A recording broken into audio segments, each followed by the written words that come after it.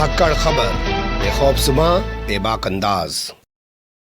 धाकड़ खबर के न्यूज़ से मैं आपके साथ हूं अकरम रईस खान। कल तेलंगाना के दौरे पर पहुंचे हुए देश के गृह मंत्री अमित शाह, जिन्हें भोंपू मीडिया और उसके दलाल चाटुकार दंगाई बल्कि अब तो ईमानदार होने के साथ साथ संस्कारी बन चुके पत्रकारों ने चाणक्य की उपाधि दे रखी है, ने हैदराबाद में एक जनसभा को संबोधित करते हुए कहा कि अगर उनकी सत्ता तेलंगाना में आई तो मुसलमानों से उनका आरक्षण छीन लेंगे, यानी कि मुसलमानों का रिजर्वेशन खत्म कर देंगे। ये साउथ इंडिया का दूसरा राज्य है जहां पर अमित शाह ने इस तरीके की भाषा मुस्लिम आरक्षण को लेकर बोली है। इससे पहले वो कर्नाटक में भी इसी तरीके की भाषा बोल चुके हैं, लेकिन मामला जब सुप्रीम कोर्ट में पहुंचा तो उसके बाद से उनकी सिट्टी पिट्टी गुम है, यानी कि उस मुद्दे पर आवाज नहीं निकल पा रही है। कैसे इस पूरे घटनाक्रम को देखा और समझा जा सकता है और किस तरीके के बोल वचन अमित शाह ने पहले कर्नाटक में दिए और बाद में तेलंगाना में दिए हैं, उसके क्या राजनीतिक मायने निकाले जा सकते हैं, विस्तार से हर पहलू आपके सामने रखने की कोशिश करेंगे। चलते हैं खबर की तरफ और कुछ खास तस्वीरों से पहले आपको रूबरू कराते हैं। खास तस्वीरों का जब मैं जिक्र कर रहा हूं तो मैं आपके सामने एक के बाद एक दो बयान कल के संबोधन से निकाल कर अमित शाह के रख रहा हूं, जिसमें वो बार बार जिक्र कर रहे हैं मजलिस का। मजलिस यानी असदुद्दीन ओवैसी की पार्टी। उन्हें पता है अगर मजलिस का जिक्र नहीं करेंगे तो उनका भाषण अधूरा रह जाएगा, क्योंकि इनका चाल चरित्र और चेहरा यही बन गया है कि ये लोग वो हिंदू हैं या वो हिंदुत्ववादी हैं कि जब तक किसी मुसलमान को गाली ना दें, जब तक किसी मस्जिद पे झंडा ना लगाएं, जब तक किसी मुस्लिम बुर्के वाली महिला को घेर कर जय श्री राम का नारा ना लगाएं, किसी मदरसे को ना जला दें, किसी कुरान को ना फूंक दें, या मुसलमानों के खान पान रहन सहन को लेकर कुछ जहर ना उगलें, तो इनका हिंदुत्ववादीपन पूरा नहीं होता है। तो फिलहाल अभी आप सुनिए कि कैसे मजलिस का जिक्र किया जा रहा है अमित शाह के जरिए। बीआरएस का चुनाव चिन्ह क्या है भाई, बताओ तो जरा। क्या है? कार है, कार। ये कार का स्टीयरिंग किसके पास है? किसके पास है? किसके पास है? अब स्टीयरिंग मजलिस के पास है तो कार की दिशा अच्छी हो सकती है क्या? हो सकती है क्या? अरे कमल को वोट दीजिए भैया, कमल को वोट दीजिए। कमल पर बैठकर महालक्ष्मी वैभव लक्ष्मी तेलंगाना में। ये कार का स्टीयरिंग, ये कार का स्टीयरिंग मजलिस के पास है, ओवैसी के पास है। वो तेलंगाना का भला नहीं कर सकते। ये नक्शा भी बनाते हैं भारत का, तो उस पर कश्मीर आधा तोड़ते हैं, आधा कश्मीर बताकर आपने भारत का अपमान किया है मजलिस को खुश करने के लिए। इसका तेलंगाना की जनता आपसे जवाब मांगेगी।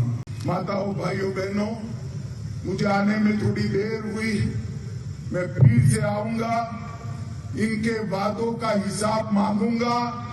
जितने भी वादे किए इन्होंने पूरे नहीं किए। और सबसे बड़ी बात, ये कोई सरकार तेलंगाना में ऐसी नहीं चल सकती जिसका स्टीयरिंग ओवैसी के पास है, मजलिस के पास है। हम यहाँ पर एक ऐसी सरकार बनाएंगे जो देश के विकास को, तेलंगाना के विकास को, आपके विकास को समर्पित हो। सुन लिया आपने, यानी कि ये सोच यहीं से स्टार्ट होती है, तभी ये लोग हिंदुत्ववादी बनते हैं। अब इसके बाद आप जानते हैं असदुद्दीन ओवैसी जवाब देने के लिए आएंगे, तो ऐसा लगता है कि भारतीय जनता पार्टी और असदुद्दीन ओवैसी एक दूसरे के पूरक बन गए हैं।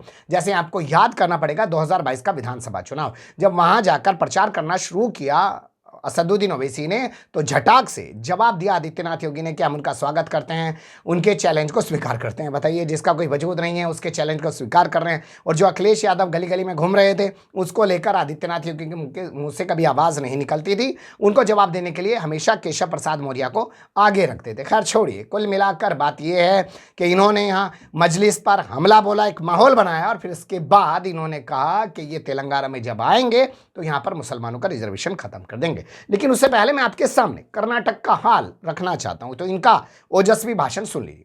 और कर्नाटक के अंदर 4% रिजर्वेशन धर्म के आधार पर माइनॉरिटी को किया था। बसवराज जी को लाख लाख बधाई है कि वो 4% रिजर्वेशन को उन्होंने समाप्त कर दिया, और समाप्त कर वो 4% रिजर्वेशन को वोकलिगा और लिंगायत की कैटेगरी में डालकर उन्होंने बहुत समय के बाद रिजर्वेशन की पॉलिसी को संविधान के अनुकूल बनाने का काम। क्या बधाइयां दे रहे हैं वहां के मुख्यमंत्री बसवराज बोमई को और कह रहे हैं कि आपने ये बड़ा ऐतिहासिक काम कर दिया, मुसलमानों से उनका 4% रिजर्वेशन छीन लिया और वो रिजर्वेशन छीनने के बाद 2 अलग समुदायों में बांट दिया। अब यहाँ ये खबर मैं आपके सामने रख रहा हूँ। सुप्रीम कोर्ट में इस मामले को चुनौती दी गई। सुप्रीम कोर्ट ने जब कर्नाटक की सरकार को जवाब मांगा और नोटिस जारी किया तो उसके बाद वहां का मुख्यमंत्री बसवराज बोमई बोलने लगा कि हमने मुसलमानों का आरक्षण खत्म नहीं किया है, हमने मुसलमानों को आरक्षण देने का फैसला किया है, लेकिन अब आर्थिक तौर पर, जैसे आप जानते ही हैं सवर्णों को जो अगड़ी जाति से ताल्लुक रखते हैं उनको नरेंद्र मोदी सरकार ने 10% आरक्षण दिया है ईडब्ल्यूएस कोटे में, तो उसी तरीके से दिया गया है। लेकिन अब ये सुप्रीम कोर्ट में ये क्लियर नहीं कर पा रहे हैं कि भाई मुसलमान कैसे इतने मालदार हो गए कि हर साल 8 लाख हर कोई मुसलमान कमाने लगा। ये आपके पास कहाँ से आंकड़ा आ गया, यानी कि उस मामले पर फंस चुके हैं और कर्नाटक में अब इसका जिक्र नहीं किया जा रहा है, लेकिन तेलंगाना में जिक्र जरूर किया जा रहा है। वो भी सुन लीजिए अमित शाह की जबान।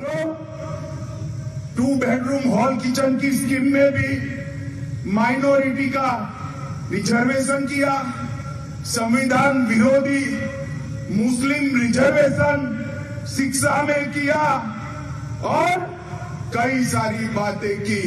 मैं यहां कहकर जाता हूं, भारतीय जनता पार्टी की सरकार बनेगी तो एक गैर संवैधानिक मुस्लिम रिजर्वेशन को हम समाप्त कर देंगे। ये अधिकार तेलंगाना के एससी, एसटी और ओबीसी का है, वो अधिकार उनको मिलेगा और मुस्लिम रिजर्वेशन को हम समाप्त कर। सुन लिया आपने, क्या बताया जा रहा है कि तुष्टीकरण किया जा रहा है और अल्पसंख्यकों का और मुसलमानों का जो रिजर्वेशन है उसे हम रद्द कर डालेंगे सत्ता में आते ही। वो 2 ही चीज़ें निकलती हैं इसकी, एक तो कर्नाटक में चुनाव चल रहा है, तेलंगाना में चुनाव होने वाला है, मुसलमानों के जरिए नफरत का माहौल खड़ा किया जा सकता है और नफरत के आधार पर ये लोग 1925 से चलते हुए यहाँ तक आए हैं। इसके अलावा इनके पास कुछ होता भी नहीं। और दूसरा, अपने आप को हिंदुत्ववादी दिखाना है तो जब तक मुसलमान को गाली नहीं देनी है, मुसलमान के खिलाफ नहीं बोलना है, इस्लाम के खिलाफ नहीं बोलना है, मस्जिद पर भगवा झंडा नहीं फहराना है, मदरसे को नहीं जलवाना है, दंगे बवाल नहीं कराने हैं, तब तक ये हिंदुत्ववादी अपने आप को हिंदुत्ववादी दिखा नहीं सकते हैं। क्योंकि ये मुसलमान या सिखों की तरह तो है नहीं कि भाई सिख अपनी पगड़ी लेके चलता है, दाढ़ी लगा के चलता है, तो वो किसी को चिढ़ाने के लिए नहीं चलता। मुसलमान टोपी लगा के चलता है, दाढ़ी लगा के चलता है, तो वो किसी को चिढ़ाने के लिए नहीं चलता है, अपने धर्म को फॉलो करने के लिए चलता है। लेकिन इनका धर्म जो आज के टाइम में 2014 के बाद बना है वो यहीं से शुरू होता है कि किसी मुस्लिम को गाली दो, तो उसके राजनीतिक मायने भी हैं और नफरती मायने भी हैं। ये एक छोटी सी रिपोर्ट थी जो आपके सामने रखी। हो सकता है ये मामला भी सुप्रीम कोर्ट चला जाए और उसके बाद सिट्टी पिट्टी फिर गुम हो जाए चाणक्य देवता की। बने रहिएगा धाकड़ खबर के साथ। कमेंट्स के रूप में आप लोग अपनी राय दे सकते हैं, खबर को लाइक कर सकते हैं, चैनल को सब्सक्राइब कर सकते हैं, ज़्यादा से ज़्यादा हमारी खबरों को शेयर कर सकते हैं। फिर ऐसे ही किसी सुलगते हुए या उलझते मुद्दे लेकर मैं आपके सामने हूँगा हाजिर। फिलहाल अभी मुझे नहीं इजाज़त।